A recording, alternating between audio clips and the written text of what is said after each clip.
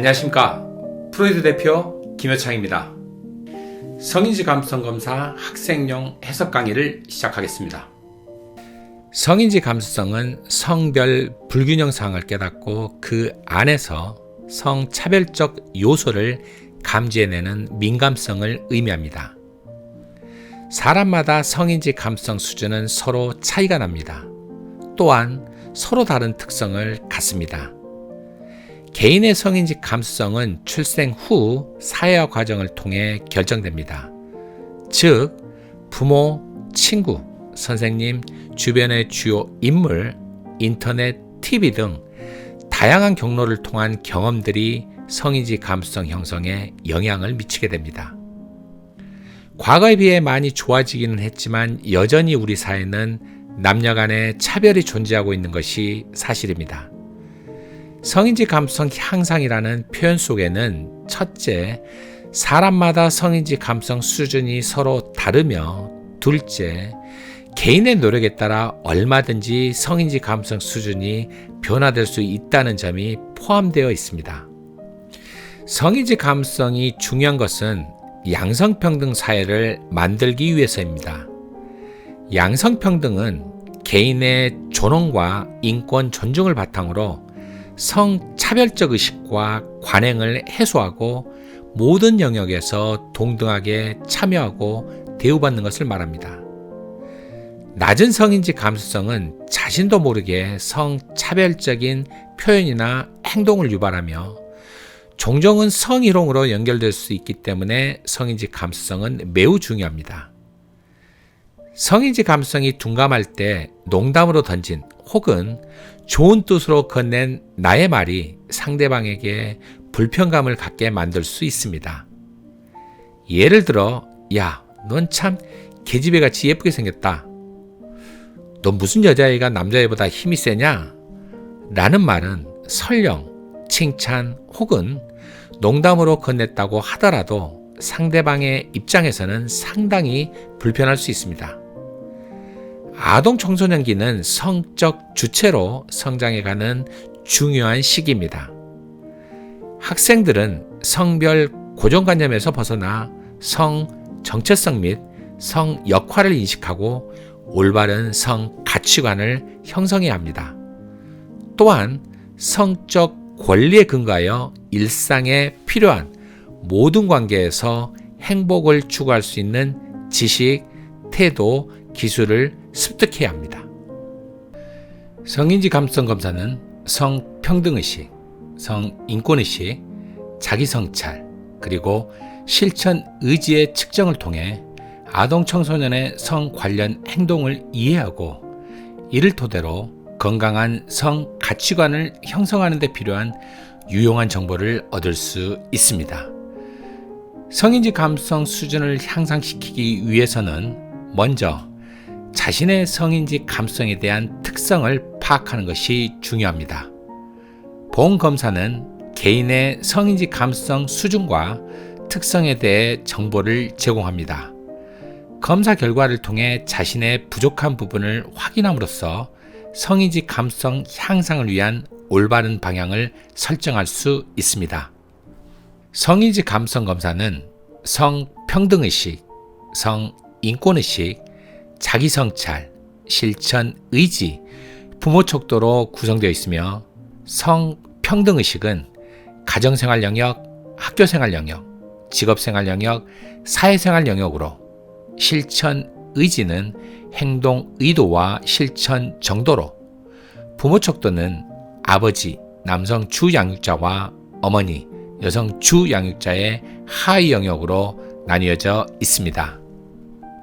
각 척도와 하위 요인에 대해 살펴보자면 성평등의식은 성별에 따라 차별받거나 차별하지 않으며 성 차이를 인정하고 긍정적으로 받아들이며 상대방을 존중하는 태도를 말합니다.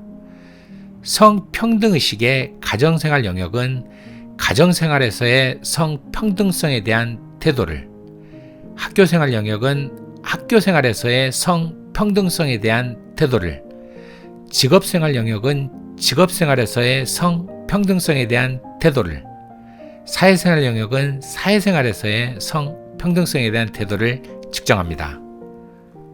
성인권은 성적 권리에 근거하여 공적, 사적인 영역에서 차별 및 침해받지 아니하고 성적 자기결정권 및 기타 법이 보호하는 모든 권리를 보장받으며 성적 주체로서 행복을 추구할 권리를 의미하는데, 성인권의식은 개인의 성인권 태도를 측정합니다.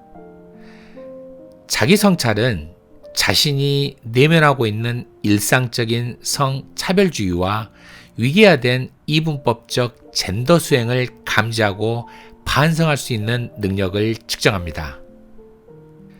실천의지는 성평등의식을 바탕으로 생활 속에서 성평등을 실천하고자 하는 의지를 말하는데, 실천의지의 행동의도는 성평등의식을 실천하고자 하는 행동의도를, 실천 정도는 생활 속 성평등의식의 실천 정도를 측정합니다.